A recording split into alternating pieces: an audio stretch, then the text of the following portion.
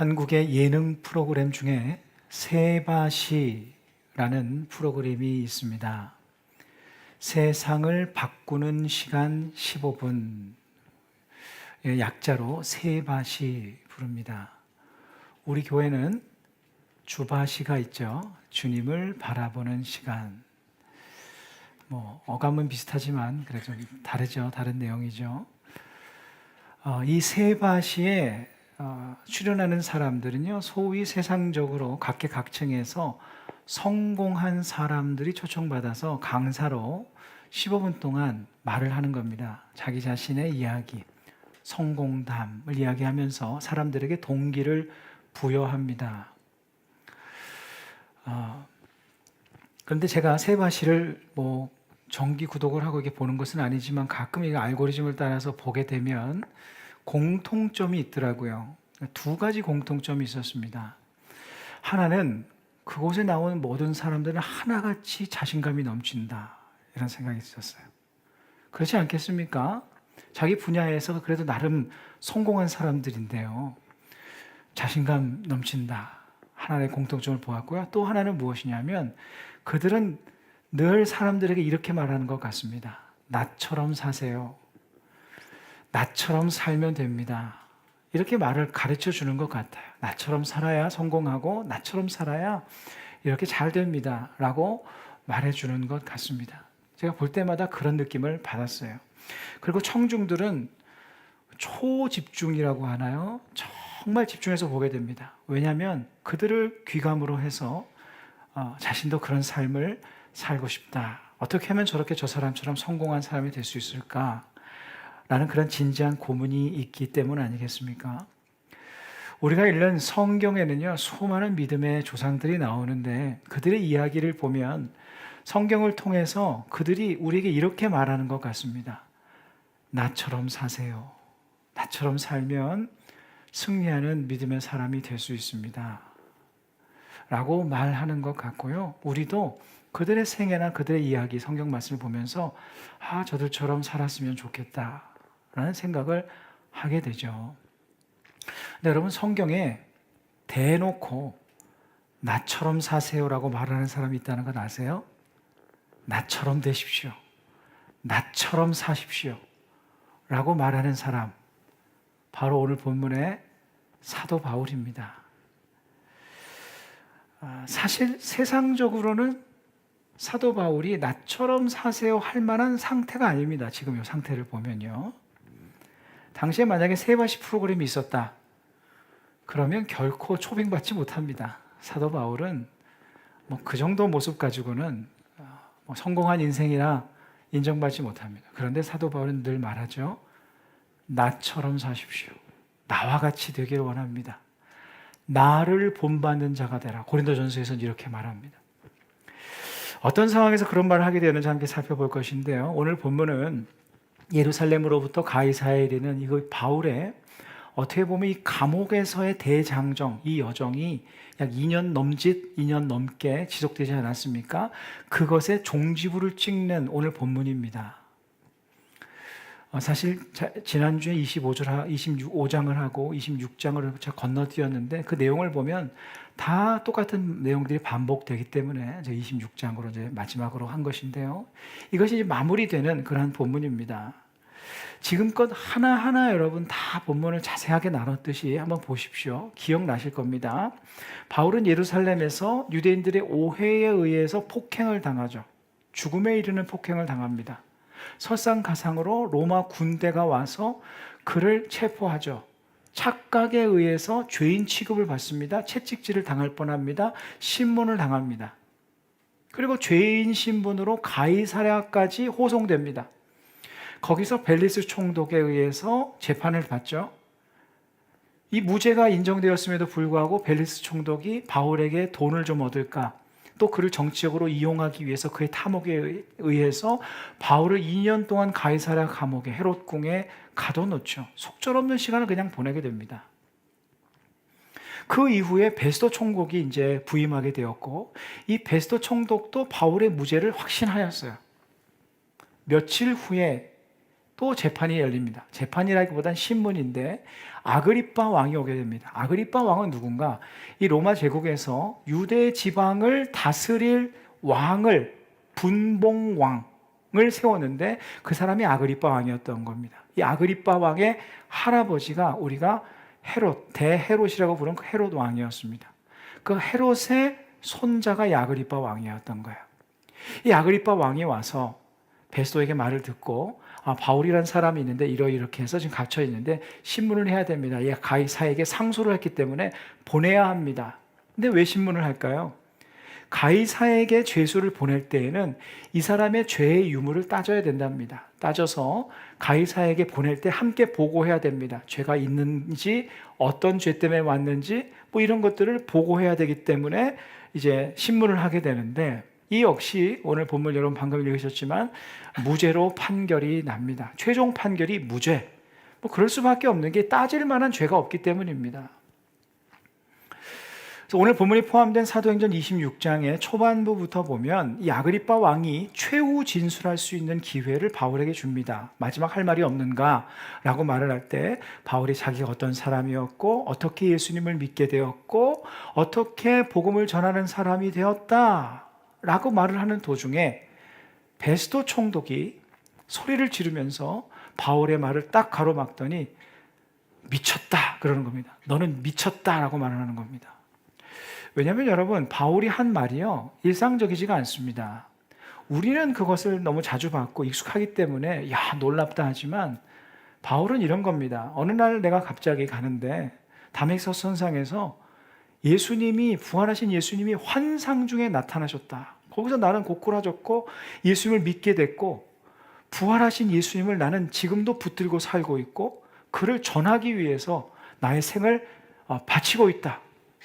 그러니까 이런 말을 하니까 이 베스도 총독의 귀에는 터무니없는 말처럼 들린 겁니다.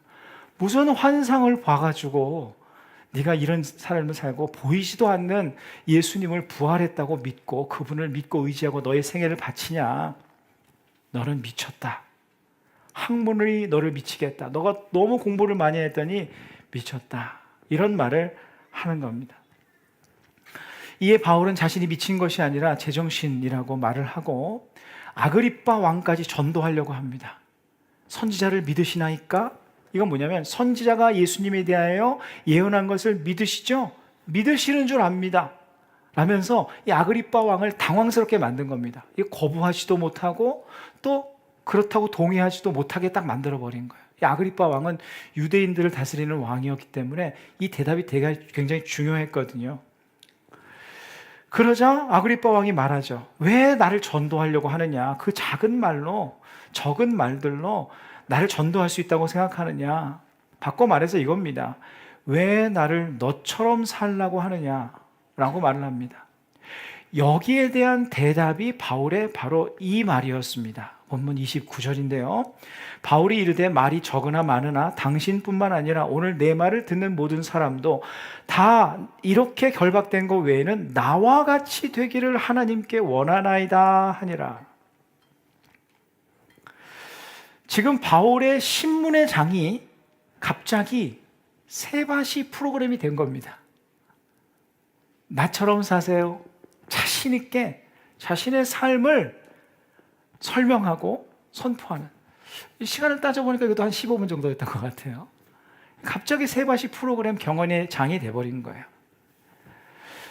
생각해 보십시오, 여러분. 바울이 나와 같이 되기를 원합니다라는 이 말의 뜻은 도대체 무엇일까요? 제가 왜 이런 질문을 드리냐면 사실 지금 바울의 상황은 나와 같이 되십시오라고 할 만한 상황이 아니기 때문입니다.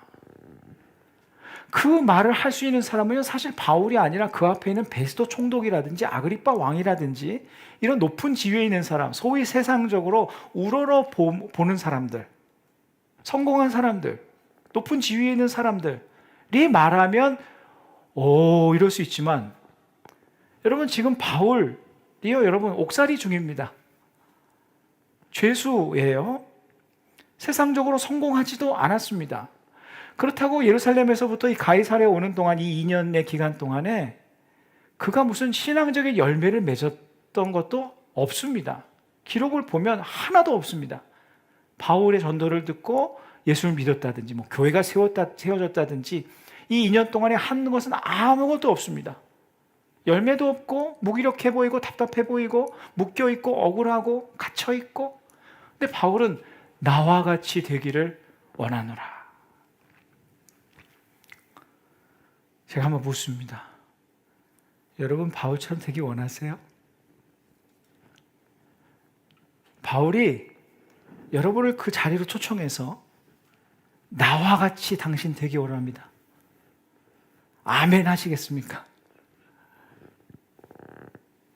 차라리 그 앞에 있는 아그리빠 왕이나 베스도 총독처럼 되고 싶지 않으십니까?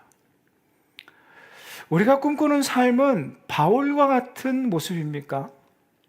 아니면 아그리빠 왕과 같은 모습입니까? 솔직하게 한번 생각해 보십시오. 나는 누구처럼 되고 싶은가?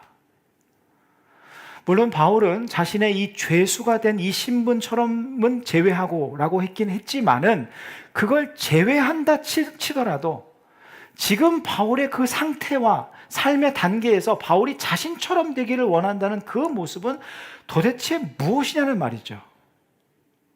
도대체 어디서 그런 자신감이 오냐는 거예요. 혹시 바울은 그의 신앙인으로서의 헌신도를 말하는 것일까요? 나처럼 헌신하는 사람이 되십시오. 저는 청년 시절에 성경을 읽을 때마다 바울의 이런 말을 들으면 참 불편했습니다. 한편으로는 제가 표현을 하지 않았지만 야, 바울 참 교만하다 이런 생각도 들었습니다. 바울이 뭐 그렇게 자기 자랑을 하려고 하나? 이런 생각도 들었어요. 그리고 어떤 생각이 들었냐면 정말 바울처럼 헌신하는 사람이 누가 있다고, 이런 생각이 들었습니다. 여러분 그런 생각 안 드세요? 제가 믿음이 약한 건가요? 되어야 한다, 될 수 없다를 떠나서 어쨌든지 간에 실제로 현실적으로 바울처럼 그렇게 헌신하는 사람 많지 않지 않습니까? 이게 정말 그런 뜻일까? 그런 뜻인 것인 줄 믿고 제가 불편했다니까요. 더군다나 목회자나 선교사가 아닌 성도님들의 삶에서 바울처럼 헌신하는 사람이 되라? 그런 삶을 다 무시하란 말입니까? 가정도 무시하고 직장도 때려치고 이렇게 선교사가 되라. 바울이 그런 의미로 한 말일까요? 우리의 삶의 자리 자체가 사명의 자리잖아요. 소명의 자리잖아요. 직장과 학업과 가정과 학교와 이 모든 것이 하나님께서 나를 보내신 사명의 자리입니다. 거기에서 최선을 다해 복음의 증인이 되고 믿음으로 살아가는 것이 우리의 사명인데, 그럼 삶의 자리는 아무것도 아니란 말인가? 이런 질문을 할 수밖에 없지 않습니까? 또는 바울처럼 하나님의 말씀을 잘 지키고 순종하는 사람처럼 되라. 나처럼 그렇게 되십시오. 하나님 말씀 잘 지키고 거룩한 사람이 되십시오라고 이해할 수도 있지만 사실 이건 굉장히 엉뚱한 말입니다. 오늘 본문의 문맥에 전혀 맞지 않는 내용이에요. 지금 바울은 나처럼 되기를 원하노라라는 말을 누구한테 하고 있습니까? 교회 생활 열심히 한 10년 이상 한 성도들에게 하는 것이 아닙니다. 예수님을 전혀 믿지도 않는 베스도, 아그리빠와 유대인들에게 나처럼 되기를 원하노라라고 말하고 있어요. 그런 그들에게 나처럼 헌신하십시오. 여러분, 예수님을 믿지도 않는 사람에게 헌신하십시오. 이게 말이 됩니까? 하나님의 말씀을 지키는 거룩한 자가 되십시오. 이게 무슨 의미가 있습니까? 그럼 도대체 어떤 의미로 바울은 이렇게 나와 같이 되기를 원합니다라는 자신감 넘치는 말을 한 것인가? 먼저 한 가지 분명한 것이 하나 있습니다. 바울이 가진 자신감은 세상적으로 성공한 삶의 상태라든지 잘 나가는 삶의 모습에 근거를 둔 자신감은 아니었다는 거예요. 이건 분명하지 않습니까? 자신이 세상적으로 잘 풀렸다든지 성공한 삶을 살았다든지 높은 자리에 올랐다든지 많은 돈을 벌어 재벌이 되었다든지 이런 것들을 자신감의 근거로 삼지 않았다는 겁니다. 신앙적으로도 그렇습니다. 방금 언급한 것처럼 자신이 말씀을 잘 지켰다든지 헌신과 봉사를 많이 했다든지 무슨 비전과 꿈을 이뤘다든지 내가 기도를 많이 하고 노력했더니 문제가 해결되었다든지 뭐 그러면 좀 자신감을 가질 만한데 그것도 아니라는 거예요. 무엇을 볼 수 있는가? 크리스천들은 그렇게 삶의 외적인 성취라든지 자신의 업적이나 성과에서 자신감을 얻는 사람이 아니라는 것을 보여주는 겁니다. 그런 자신감은 믿음이 없어도 가질 수 있습니다. 내 삶이 잘 되고 성공하고 많은 돈을 벌고 자신감 있게 세바시에 나와서 말할 수 있습니다. 또한 바울은 자신이 얼마나 신앙적인 열심을 가졌는지에 근거를 두고 자신감을 갖는 것도 아니었습니다. 그건 자기 자랑이죠. 사도 바울은 누구보다 신앙적인 열심이 있었지만 단 한 번도 자기의 열심을 자랑하지 않았습니다. 그저 나는 무익한 종일 뿐입니다. 이렇게 사는 사람이 사도 바울이었어요. 바울은 그런 것 하나 없어도 우리는 자신감을 가지고 살 수 있다. 누구에게든지 나처럼 사세요 라고 말할 수 있음을 보여주고 있습니다. 즉 삶이 잘 풀리지 않을지라도 성공하지 못할지라도 실패하고 실수하고 바울의 상황처럼 삶이 참 애매하고 때로 내 신앙의 열정이 이전만 못하다 하더라도 기죽을 필요가 없다는 겁니다. 내가 봉사도 많이 하고 내가 거룩하고 하나님의 말씀을 잘 지키고 이건 너무나 중요한 것이지만 그것이 우리의 자신감의 근거는 아니라는 거예요. 그것을 자신감의 근거로 가지면 교만해지기가 딱 좋습니다. 그럼 바울이 어떻게 그 상황에서도 그 상태에서도 그런 자신감을 갖게 되었는지 우리도 어떤 상황에서도 어떻게 그런 자신감을 가지며 우리도 살 수 있는지 함께 살펴보기를 원합니다. 이것을 보기 위해서 무엇을 봐야 되냐면요. 본문의 앞에 내용들이 중요합니다. 왜 그러냐면 본문 앞에 이런 내용이 있어요. 자신은 이렇게 살았습니다. 자신의 삶에 대해서 이야기하고 나와 같이 되기를 원합니다. 이렇게 말한 거예요. 그래야 연결이 되는 것 아닙니까? 그런 삶의 모습처럼 당신들도 되기를 원합니다. 이런 뜻이 되기 때문입니다. 바울 자신의 삶에 대한 이야기는 본문 앞에 9절부터 26장 9절부터 기록되어 있는데 제가 다 읽지는 않겠습니다만 요약하면 이겁니다. 자신은 본래 예수님을 대적하는 사람이었다. 죄와 죽음의 사람이었다. 예수님 믿는 사람들을 핍박하는 사람이었다. 구원받을 자격조차 없는 사람이었다. 그런 나에게 예수님께서 나타나셔서 나를 구원하셨다. 나를 심판하지 않으시고 용서하셨다. 구원해 주셨다. 그것이 끝이 아니라 나에게 이 놀라운 복음의 은혜를 전할 수 있는 이 아름다운 직책까지 주셨다. 그렇게 살다가 유대인들에게 핍박당해서 내가 이렇게 된 거다. 그러면서 22절 전반부에 이렇게 기록합니다. 하나님의 도우심을 받아 내가 오늘까지 서서. 바울의 자신감의 근거가 이것이었습니다. 잘 보면 바울이 무엇을 이루었다든지 어떤 열심을 가졌다든지 이런 얘기가 하나도 없습니다. 자신이 한 것이라곤 죄와 죽음의 행위들 뿐이었다 이것입니다. 그리고는 모든 주어가 다 하나님으로 바뀝니다. 그런 나를 하나님은 사랑하셨다. 그런 나를 하나님은 인내하셨다. 하나님은 용서하셨다. 하나님은 나를 받아주셨다. 하나님은 나를 품어주셨다. 하나님은 나에게 생명의 일을 하라고 사명까지 맡기셨다. 내가 참 고통스러운 상황에 처했는데도 하나님은 나를 도와주셨다.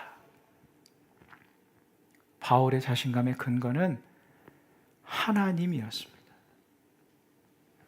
하나님을 향한, 자신을 향한 하나님의 사랑, 자신에게 베풀어 주신 하나님의 은혜, 하나님을 향한 믿음이 그의 자신감의 근거였어요. 그리고 나서 말한 게 이겁니다. 여기 있는 모든 사람들이 다 나와 같이 되기를 원합니다. 나는 나의 능력과 나의 성취와 나의 열심보다 뛰어나신 하나님의 능력과 하나님의 성취와 하나님의 열심의 은혜가 있기에 늘 자신 있게 살아갑니다. 여러분 모두 이런 하나님의 은혜를 누리는 나처럼 살기를 원합니다. 이런 뜻입니다. 세상 사람들은 내가 이루어 온 일, 내가 성취한 것, 내가 소유하는 것, 그리고 내가 앞으로 내 미래에 나의 능력을 가지고 이룰 수 있는 일의 가능성의 정도로 자신감을 가집니다. 아니면 위축됩니다. 내가 이룬 일이 별로 없거나 가진 것이 별로 없거나 내게 능력이 부족해서 내 미래를 개척할 능력이 없다고 생각되면 위축됩니다. 그것은 보통 사람들의 사는 삶의 모습입니다. 그러나 하나님의 사람은 그 인생의 주어를 나의 능력과 나의 지혜로 삼는 것이 아니라 하나님으로 믿으며 자신감을 가지고 사는 사람들입니다. 내가 죄인이어도 나를 사랑하시는 주님이, 내가 인생의 어둠의 시간을 지날 때에도 언제나 나와 함께 하시는 주님이, 내가 답답하고 고통스러운 상황에 있을 때에도 나를 위한 은혜의 계획들을 이루어 오시고 앞으로도 이루실 그 주님이, 그리고 바울의 말처럼 하나님의 도우심을 받아 내가 오늘까지 서게 하시는 주님으로 인해 어떤 상황에서도 위축되지 않고 믿음으로 자신 있게 살아가는 사람들이 바로 크리스찬들입니다. 그래서 하나님의 사람은 삶이 잘 안 풀리면 내 삶이 나의 능력과 지혜가 아닌 하나님의 은혜로 이루어짐을 믿고, 삶이 또 잘 풀리면 내가 이룬 것이 아니라 하나님께서 부어주신 은혜임을 믿고 언제나 자신감을 가지고 살아가는 사람입니다. 한국의 만나교회에 김병삼 목사님, 담임 목사님이신 김병삼 목사님의 이야기입니다. 목사님께서 자녀를 기르면서 마음에 제일 아팠던 것이 있었는데 그것은 바로 장애를 가진 딸로 인함이었답니다. 그 딸을 양육하는 일이 참 아프고 힘드셨답니다. 아빠로서 그 딸에게 바라는 것이 있었는데 그것은 무엇이냐면 장애를 가졌지만 그래도 이 딸이 일반인처럼 살았으면 좋겠다. 이게 모든 부모의 마음 아닐까 싶습니다. 그런 이유로 아이를 많이 가르쳐야 된다고 생각해서 많이 간섭하고 가르치고 하셨답니다. 그런데 그 딸이 장성해서 결혼을 하고 나니까 그 목사님이 그 딸을 보면서 정말 많이 우셨답니다. 너무 마음이 아파서였는데 딸에 대한 미안함 때문이었습니다. 나는 왜 딸을 저렇게 가르치고 넌 이래야 된다, 넌 저래야 된다고 생각하면서 내 딸을 그 모습 그대로 받아주지는 못했을까? 이 마음 때문에, 이 미안함 때문에 늘 마음이 미안했다, 이런 말씀하시는 것을 들었습니다. 저는 이 이야기를 들으면서 이런 생각을 해봤습니다. 부모가 이래저래 간섭하는 것도 물론 사랑입니다. 간섭해야 될 때가 있습니다. 더군다나 미성년일 경우에는 보호 차원에서 엄격하게 해야 될 때가 있습니다. 그런데 부모의 진짜 사랑의 그 근원을 따라가 보면 그 자녀가 어떤 모습이라 할지라도 그 모습 그대로 사랑하는 것이 이 세상에 있는 모든 부모님들의 진짜 사랑의 모습 아니겠습니까? 우리의 참 부모이신 하나님은 어떠하시겠습니까? 우리가 때로 참 실수하고 실패하고 어둠에 거하기도 하고 할 때 우린 질문합니다. 주님께서는 왜 내 삶에 그때그때 개입하지 않으실까? 좀 이래라 저래라 간섭도 하시고 참견도 하시고 내 삶을 더 밝게 빨리 바꾸어 주시고 또 어둠의 상황을 좀 바꾸어 주시고 했으면 좋겠다는 바람이 있지 않습니까? 나를 더 의로운 사람으로 만들어 주시고 나를 더 문제가 없는 상황으로 해결해 주시고 좀 간섭하셔서 이래라 저래라 하셨으면 좋겠다. 그래서 어떤 때는 나에게 무관심해지셨나? 나를 버리셨나? 사랑이 식으셨나? 포기하셨나?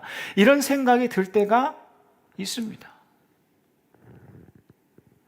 그런데 저는 그런 상황이 하나님께서 우리에게 무관심하셔서가 아니라 오히려 반대로 우리를 사랑하셔서가 아닐까 생각을 할 수밖에 없습니다. 우리의 연약함까지도 잔잔히 사랑하시는 시간, 실수하고 실패한 우리의 모습까지도 품어주시는 시간, 이런 생각을 하게 됩니다. 너의 실수하고 실패한 모습 보기 싫다고 당장 바꿔버리라는 것이 아니라 어쩌면 우리의 모습들마저 너의 모습이 어떠하든지 너의 상황이 어떠하든지 나는 너를 그 모습 그대로 사랑한다 말씀하시는 주님의 말씀을 우리가 믿어주기를, 그 주님의 마음을 믿고 견뎌주기를 잠잠히 기다리시는 시간이 아닐까 싶습니다. 사랑하는 성도 여러분, 어떤 상황에서도 나를 향한 하나님의 사랑, 하나님의 은혜 위에서 늘 당당하게 자신 있게 살아가는 우리의 삶이 되기를 바랍니다. 우리의 삶에 보이는 하나님의 역사와 인도하심이 있으면 있는 대로, 또 없으면 없는 대로, 잔잔하면 잔잔한 대로 자기 아들 예수 그리스도의 생명을 내어주시고 우리를 그 생명의 값으로 사신, 그렇게 우리를 소중히 여기시고 존귀히 여기시는 하나님 아버지께서 나를 끝까지 사랑하신다는, 나를 향한 그 사랑을 포기하지 않으신다는, 단 한순간도 우리를 향한 그 사랑을 놓지 않으시고 약해지지 않으신다는 그 사랑을 믿고 그 사랑을 향한 믿음 위에서, 하나님의 은혜 위에서 자신 있게 살아가기를 바랍니다. 그래서 세상에서 소위 성공한 사람들 부러워하며 그 사람들처럼 돼야지, 그런 꿈만 꾸지 말고요. 하나님께서 나를 어떻게 빚으실까? 하나님께서 나의 이 삶의 모습을 통해서 나를 어떻게 세워나가실까? 하나님께서 나를 통해 어떤 은혜의 역사들을 이루어 가실까? 지금 나의 삶에 어떻게 나를 사랑하고 계실까? 이런 기대를 가지고 어떤 상황 앞에서도, 어떤 사람 앞에서도 모두 나와 같이 되기를 원합니다. 나를 향한 하나님의 은혜를 믿고 당당하게 살아가는 나와 같이 되기를 원합니다. 이렇게 자신 있게 살아가는 하나님의 사람들이 되기를 간절히 바랍니다. 바울을 향해 베스도가 내가 미쳤도다 라고 말을 했습니다. 베스도는 바울을 향해 미쳤도다 한 이 말은 정신이 나갔다는 뜻인데요, 이 미쳤다에 쓰인 헬라어 마이노마이라는 헬라어에서 파생된 단어가 바로 어떤 한 대상에 몹시 열중하거나 열광하는 사람을 뜻하는 단어인 매니아, 마니아라는 단어입니다. 이 말에 바울이 이렇게 말하죠. 25절입니다. 내가 미친 것이 아니요 참되고 온전한 말을 하나이다. 저는 바울의 이 대답이 이렇게 들리더라고요. 내가 온전한 이유는 주님 매니아로 살았기 때문입니다. 주님께 미쳤기에 미치지 않고 살 수 있었습니다. 예루살렘에서부터 가이사랴에 2년이 넘는 기간 동안 바울의 여정을 보십시오. 정말 주님이 아니었다면, 주님의 은혜가 아니었다면, 주님을 향한 믿음이 아니었다면 어찌 제정신으로 살 수 있을까 싶을 정도로 절망과 고통의 연속이었습니다. 두려움에 벌벌 떨고 있을 때 주님께서 나타나셔서 담대하라, 안심하라 말씀하지 않으셨다면 바울이 제정신으로 그 시간을 보낼 수 있었을까? 그러나 그가 주님의 사랑과 은혜에 미친 자가 되었기 때문에 그렇게 미칠 수밖에 없는 상황에서도 온전할 수 있었던 것 아니겠습니까? 이 어감이 좀 강해서 죄송합니다만 우리의 삶에도 정말 우리를 미치게 하는, 정신을 혼미하게 만드는 상황들을 만날 때가 있습니다. 그때는 우리가 주님께 미쳐야 할 때입니다. 즉 주님만 바라봐야 할 때입니다. 그렇게 주님 마니아로 살 때, 주님 매니아로 살 때 하나님께서 우리의 삶에 베풀어 주시는 그 은혜의 역사들을 보게 될 것입니다. 믿음 위에 서서, 하나님의 은혜 위에 서서 언제나 어떤 상황에서든지 내 앞에 있는 상황과 사람들을 향해 모두 나와 같이 되기를 원합니다. 이렇게 자신감 있게 살아가는 우리 모두가 되기를 간절히 소망합니다.